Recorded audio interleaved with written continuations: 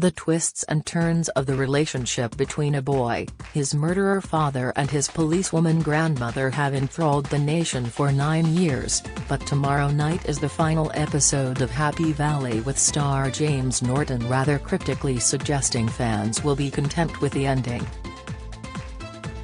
Will James Norton's psychopathic character, Tommy Lee Royce, kill his nemesis Catherine Cawood, played by the brilliant Sarah Lancashire, as he promised in last week's episode after escaping from jail? Or will she end his life first? And what role will Ryan Reese Khanna, who is Tommy's son and Catherine's grandson, play in the final showdown? Trailers for the finale have ramped up the excitement, showing a frantic Catherine saying, "Has still out there. Has going to be angry and has going to be even more desperate and dangerous." All in all, it's safe to say that viewers are hooked. Especially as they've been forced to wait for each episode.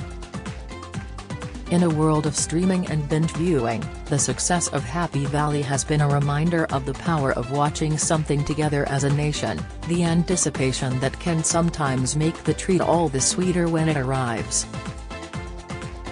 In the meantime, fans have gone into overdrive with internet groups swapping theories about the finale, particularly over what role Catherine's sister Claire, Siobhan Finneran, might play. Channel 5 News presenter Dan Walker is among the celebrity fans with ideas. He speculated on Twitter, "Ryan says he'll run away but betrays Tommy and gets murdered by his dad. Catherine kills Tommy on her last day in the job and Claire takes the fall to show her sister that she loves her." However, not even the cast know exactly how it will all end. While rumors of 5 different endings being filmed are wide of the mark, Reese admits he isn't sure exactly what the final scenes will look like.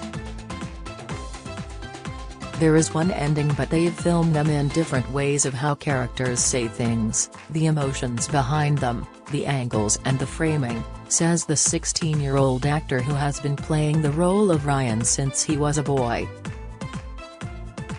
How much that stuff can affect a scene is more than most people would think.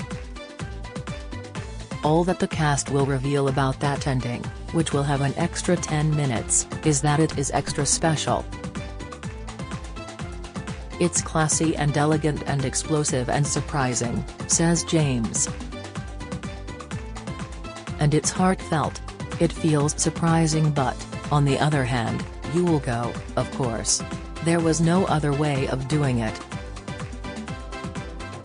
And it most definitely is the end." So whether you're a long-time, dyed-in-the-wool fan or pitching up for the first time, before sitting down to watch the final episode, here is everything you need to know about Happy Valley.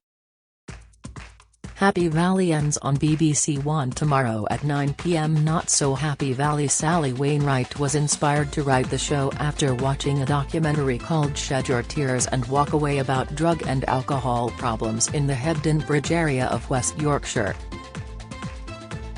She started working with police advisors who told her the area was known as Happy Valley because of the issue with drugs. "For me, it reflected the show," she says of the name.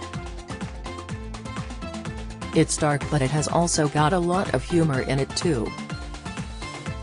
We look at the dark side of life but how, within that, people always find ways of being funny and warm and human." While locals bristle at the idea Hebden Bridge is a haven for drugs and murders, in fact it is one of West Yorkshire Police's quietest areas, many of them have enjoyed the fame that has come with being in one of the country's biggest shows. After Happy Valley was screened on Netflix and became a favorite, the area has attracted fans from America, China, and Sweden, with Catherine's house being a particular draw. The story so far: we first met Sarah Lancashire's indomitable police sergeant Catherine Cawood in 2014 and, from the start, it was clear this was a different type of cop show, not least because of her complex relationship with the key villain. 8 years earlier, Shortly after giving birth to son Ryan, Catherine's daughter Becky had been driven to suicide by Tommy Lee Royce, with whom she was in an abusive relationship. Ryan was the result of Tommy raping Becky. This terrible death had led to the breakup of Catherine's marriage and estrangement from her son Daniel, who had insisted she give up Ryan for adoption. Instead, she was caring for him with the help of her former drug addict sister Claire.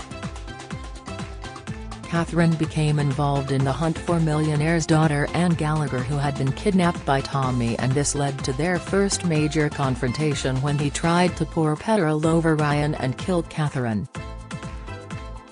The second series was set 18 months later, with Tommy in jail and Catherine having been awarded a medal.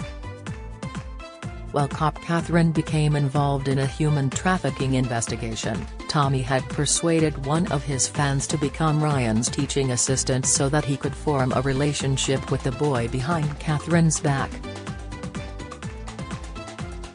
At the start of the third series, which takes place 7 years later, Catherine is looking forward to retirement but is devastated to learn that Claire and her fellow former ex-junkie boyfriend Con O'Neill, have been taking Ryan to see Tommy, who claims to have changed, in prison.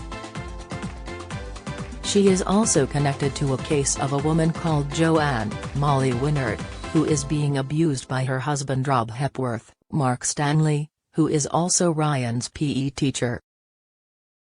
Joanne has become hooked on prescription tranquilizers.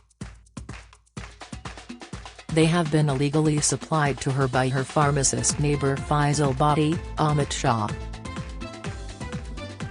When he is threatened with blackmail both by Joanne and a criminal gang, he kills her in attempts to frame Rob. Meanwhile, Tommy escapes as he is being tried for a new crime. At the beginning of the final episode, we see him hiding back in Yorkshire, determined to kill Catherine, abduct Ryan and move to Spain. Tommy's Barnett Norton's movie star good looks have always provided a fascinating contrast with the ugliness of his character. And we learn a lot about Tommy through his hairstyles.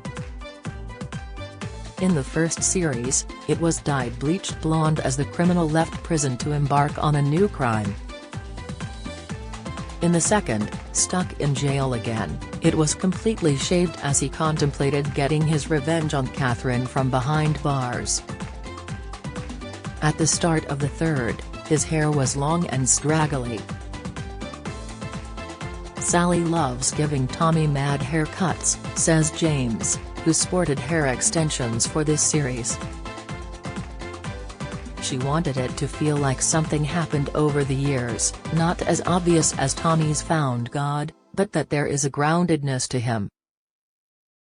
Something has shifted, and the manifestation of that is that he looks like Christ. But before his court appearance, Tommy had a haircut by a real-life barber from Manchester, which shows him with his most normal haircut yet. He wants to start a new life and even be part of a family with Ryan. But will the thug in him emerge? Talking Yorkshire, it is hardly surprising Americans watch the series with the subtitles on. This show is pure Yorkshire, with Catherine and her fellow cast members greeting each other with typical regional dialect, including phrases like "ow do," "na then" and "day up." Other Yorkshire patois included in the series include summit, something, mither, irritate, and maddled, confused. Catherine gets all the best one-liners, often rather fruity ones. Perhaps the most moving was the understated expression of love between Ryan and his gran last week after he discovered what she had sacrificed to look after him. "Granny, I love you," Ryan told Catherine. Her response was a simple but incredibly powerful, "Was brought that on?" The boy who grew up. The weight between the second and third series came down to writer Sally Wainwright wanting us to see Ryan, and Reese, the actor who played him, on the cusp of manhood and ready to make his own decisions. I wanted to get to a point where Ryan would be old enough to start making choices about whether he wanted to have a relationship with his dad or not," Sally reveals. And could he have a relationship with his dad, and how would Catherine feel about that? This is just the right period of time because he is now 16, so he can travel places by himself, he can make choices. Thankfully Reese, who first played Ryan when he was 8 after being discovered at an after-school drama club in Manchester, not only still wanted to play the role but has proved to be a brilliant actor. "I was told at some point that Sally was waiting for me to grow up a bit," the actor says.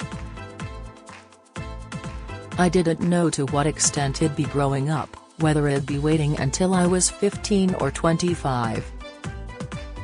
Then I got a call, it's happening.